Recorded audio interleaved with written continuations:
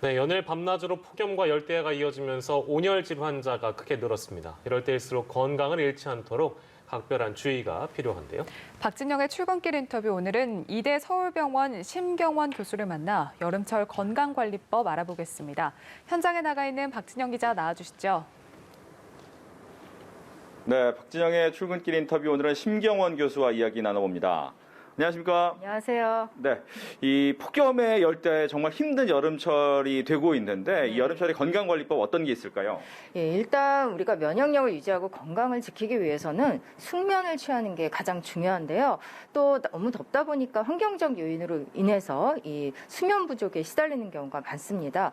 평소에 규칙적인 운동을 하는 건 좋지만 자기 직전에 과도한 운동이나 목욕은 피하시는 게 좋고요. 또 식습관도 중요한데 아무래도 카페인이 많이 들어간 커피나 홍차, 녹차는 피하시고 바나나나 우유, 트립토판이 많이 들어가서 수면에 도움이 될 수 있습니다.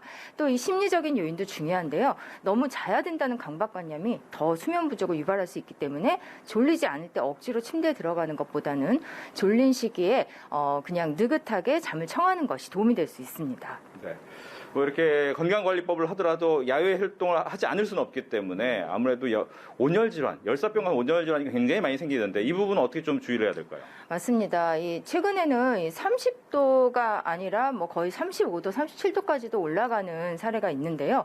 보통 34도 이상이 되면 굉장히 체온 조절에도 문제가 생길 수 있고 위험한 상황이 발생을 해서 이 기온이 1도 올라갈 때 사망률이 3%나 증가한다는 보고가 있고, 일단 혈액의 점도가 높아지기 때문에 질병이 있는 경우 특히 조심해야 되는데요. 이 직사광선의 노출을 피하시는 것이 좋은데 되도록 물리적 차단을 완벽하게 하고, 그리고 그늘진 곳에서 일을 하시는 게 좋고, 또 꼭 하셔야 된다면 노동 강도를 최소한으로 하시는 것이 좋습니다. 의류는 당연히 통풍과 땀 흡수가 잘 되는 것 선택하시는 것이 좋은데요. 특히 고령이거나 5세 미만, 그리고 당뇨나 고혈압, 심혈관 질환이 있는 경우는 특히 더 주의가 필요합니다. 네. 잠깐 이야기해 주셨지만 이제 만성질환자 그리고 어르신들 같은 경우에는 어떤 점을 더 주의해야 될지 궁금합니다. 네, 체온 조절을 하는데 가장 중요한 기전이 이 모세혈관을 확장시켜서 심장 박출량을 증가시키는 건데요. 그러기 위해서는 심장 기능이 중요하고, 그러다 보니까 심장 기능이 떨어지기 쉬운 고혈압이나 당뇨, 심혈관 질환이 있는 분들은 더욱더 위험할 수가 있어서 기존 질병을 잘 관리하시는 게 매우 중요합니다. 즉 혈압 조절이나 당 조절을 잘 하셔야 되고요. 또 그러기 위해서는 충분한 수분 섭취, 그리고 충분한 휴식, 이런 것들이 필요한데요. 만약에 이제 불가피하게 외출을 하시는 경우라도 최대한 차단을 하고 34도가 넘는 경우에는 외출을 자제하는 것이 좋겠습니다. 네. 뭐 이렇게 더운 날씨다 보니까 뭐 외출을 자제하고 건강 관리를 하더라도 냉방기기 활용을 할 수밖에 없는 시기인데 코로나19 때문에 냉방기기 제대로 활용해도 되느냐, 뭐 이런 우려가 있습니다. 여기에 대해서도 얘기를 해주시죠. 알려져 있다시피 이제 에어컨을 사용하거나 선풍기를 사용하면 이 비말이 더 멀리까지 전파될 수 있기 때문에 밀집도를 낮춰도 감염이 될 수 있다는 보고가 있습니다.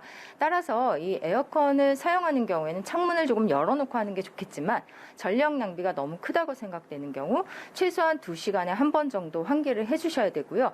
특히 에어컨과 선풍기를 같이 사용하게 되면 비말 감염을 더 퍼뜨릴 수 있기 때문에 피하시는 것이 좋습니다. 또 다중 이용 시설 중에서 환기가 불가능한 곳은 에어컨 사용을 피하셔야 됩니다. 또 불가피하게 이런 냉방 시설에 들어가시게 되는 경우는 반드시 KF94 이상의 필터링을 갖춘 마스크를 착용하시는 것이 좋겠습니다. 네, 오늘 말씀 잘 들었습니다. 지금까지 박진영의 출근길 인터뷰였습니다.